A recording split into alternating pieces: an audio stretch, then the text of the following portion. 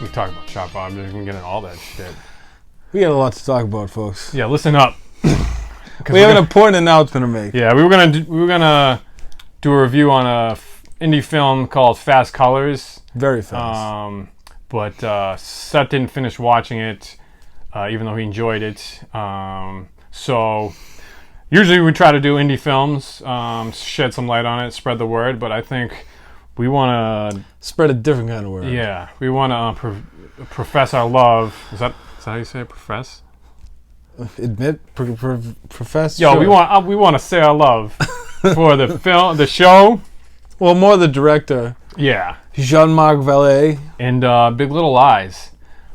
And now, fellas, if you're watching, bear with us, and you haven't seen it, don't turn it off. It is not a chick flick. Not at all. It is much more than that. There's a true artist behind the lens in the show, and he also directed Dallas Buyers Club, Wild, and most importantly, Sharp Objects, which is a fucking masterpiece. The majority of these are all female led, except for Dallas Buyers Club, but that was about AIDS. Yeah, and people that were transitioning into women. Yeah, so, but it is, men can watch it too, so no toxic masculinity. Dude, my favorite part. Throw your toxic masculinity out the door. Oh, there's a lot of toxic masculinity. 2019. Yeah, there is. Yeah, because that's the backbone of the show. My favorite part of Big Little Lies is the most toxic, masculine, beautiful man in the world.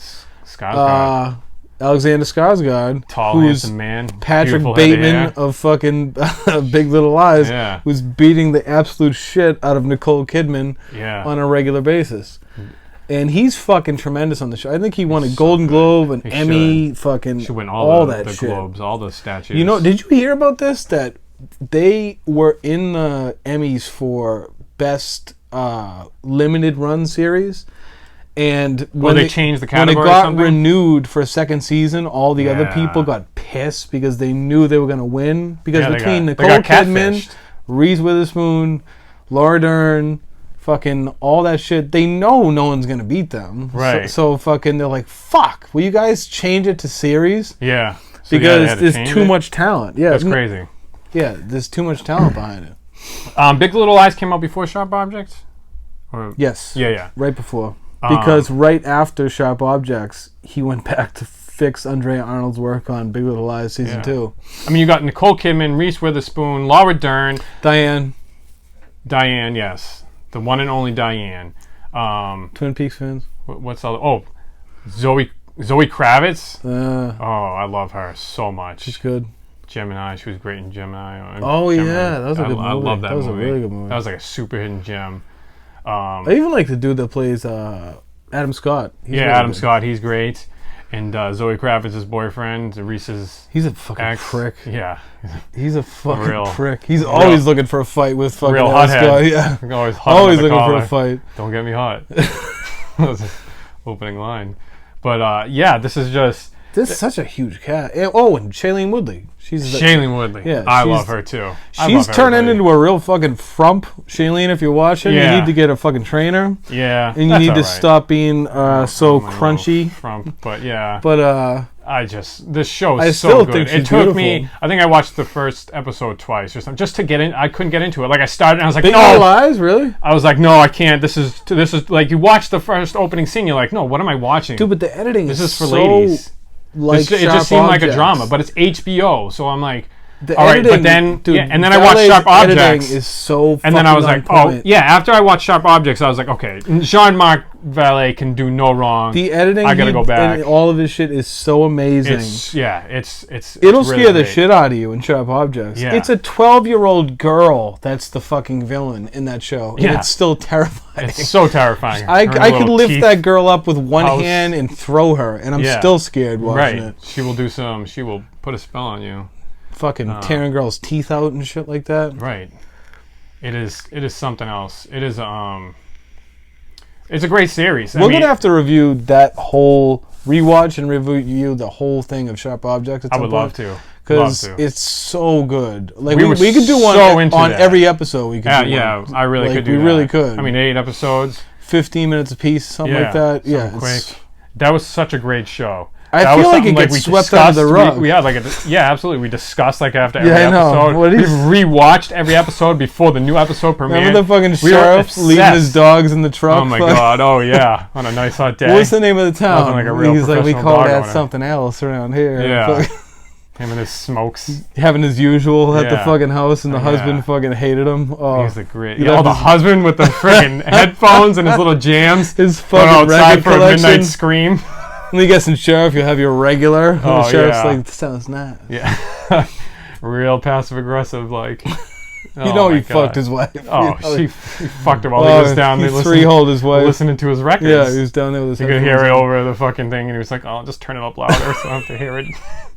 Well, he had one of those sweaters tied around his neck. Yeah, he was like, put it over earmuffs. Oh yeah. So Big Little Lies.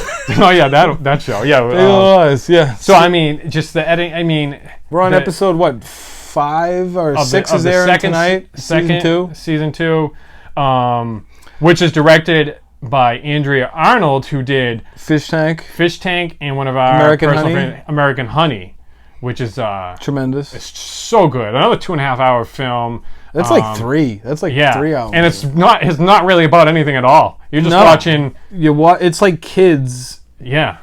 Now. Like nowadays. It's like kids nowadays with the new music. It's the soundtrack on that fucking movie. It's so good. That's what I heard. I liked the song the first time. Yeah. From the trailer. Yeah. Right. A lot of great music. It's just something you put on and you watch and you keep watching, but you don't know why you're watching it. You're just like, nothing's going on. Just so but then like 3 hours later, you're like, shit, I kind of want some more. Yeah, when it ends, you're like, what the fuck? Kids and their fucking and Shia LaBeouf was in it, and he was like he's tremendous. So I don't care what anybody says about him. He awesome. Makes some fucking really good choices. He makes amazing choices. He's a living meme. And the main girl in that movie is not even an actress. She was just some girl. Half of them weren't actresses. Yeah, I think Shia LaBeouf. But she was a lead. Like she was the fucking lead against him. Yeah, that's a big deal. Yeah, to be a lead and not have any. And she's on the fucking poster. Like that's a big deal. Right. Fish Tank was fucking amazing too. I know. You turned me onto that. That's part of the Fassbender trilogy. I watched that when that was on Prime. Was it on Prime? I forget. Yes. And I checked it out, and I love that because Fassbender, one of our favorites. Fassbender trilogy. That, Shame, and fucking what's the other one? Hunger. Those are the three you gotta see if you only know them from the mainstream shit. Yeah, Shame was the first for me. That's a film, all right. The McQueen movie, yeah. Yeah, Steve McQueen, man. Yeah. Widows, that was our favorite movie of 2018. Oh my god, fucking amazing. We're just jumping around from director to director. Yep, but the point is, Andrea Arnold is directing this season, but we just read about We found some news out yesterday, folks. Well, I mean, it's terrible and good, but I feel bad for her because I really like her as a director, but there's some... At the same time, because we love Valet so much. Yeah, apparently there was some backstage creative differences, and they had to pull in Valet back in to redirect it because I guess they wanted Andrea Arnold for her style. Yeah. And then they were like, no, you know what? Actually, we want it in Valet style. So they reshot a lot of it. Reshoots, re-edits, everything. And he actually reshot it with her on set. She's like watching her own. They're like, here's your season. Okay, now watch the other director. She must want to take her name off it because every episode you see directed by Andrea Arnold. She must be like, what the fuck? Yeah. I mean, it's good for her fucking resume, but this news is kind of well known at this point, so it's kind of fucked out there, up. Man, it's out there. She's heartbroken. But I wish Jean-Marc Vallée would just have a standing contract with HBO to direct fucking every miniseries that they ever come out with because his editing. The editing in Sharp Objects scared the shit out of me. How many fucking times when we would see the dead sister? Oh my god, yeah. Oh. Fucking terrifying. Oh my god. And all the roller skating at night with the street lights and everything, it was fucking amazing. So well done. Oh. And I was like, when I heard that he wasn't doing the second season, I was like, I'm not gonna probably watch it. But then I only watched it because of Andrea Arnold, and I was like, I loved American Honey so much, so I'm gonna watch it. Yeah. But if anybody else directed, I probably would have been like, But once you got back into it, you're like, all right, it's the same world. Yeah. Because he set the world up. Right. Once you set the tone, you're like, okay, the actresses know the deal. This is the same world. The ball's is rolling. Yeah. We're just keeping it going. And the writer of the book that the first season's based on is co-writing the whole thing. Okay, so it was only one book? Yeah. Oh, okay. The first season was like Leftovers. The first season was based on the book. Then they co-wrote with the creator. That's interesting. Yeah, that same thing Leftovers did. That's cool. But yeah, it's not a fucking woman's show. No. Especially season 1.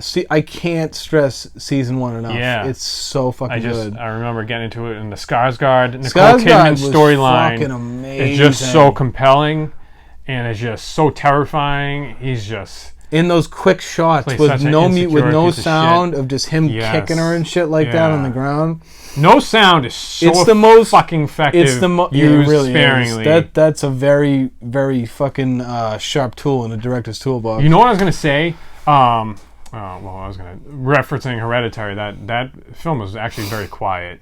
I gotta rewatch that. Because I was trying to hit my jewel in the theater, and all you could hear was the crackle. And I was waiting for a time when there was people screaming. I got yelled at last night. The other night when we saw Midsommar for hitting a jewel in the movie theater. Because that was quiet too. Who yelled at you?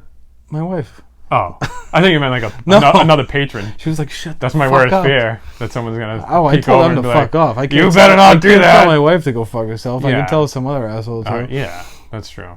But I don't want another patron getting in my business. Patron. Yeah. Fucking Patreon. Patreon! Get in here!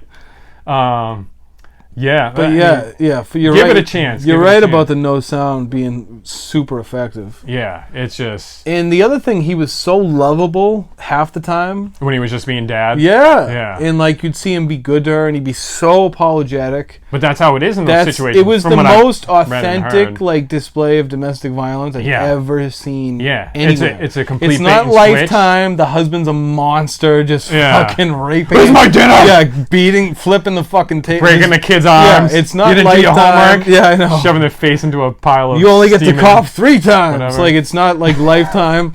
It's fucking 3 cough minimum in this house, like, pal. He's coming home with a fucking bracelet saying, "I love you. I'm sorry. It'll never happen again." That's pretty generous. That's more cost than Trump. 2 days later, she forgets her fucking suitcase, and he's like, "Hey, you forgot your suitcase, huh?" Yeah.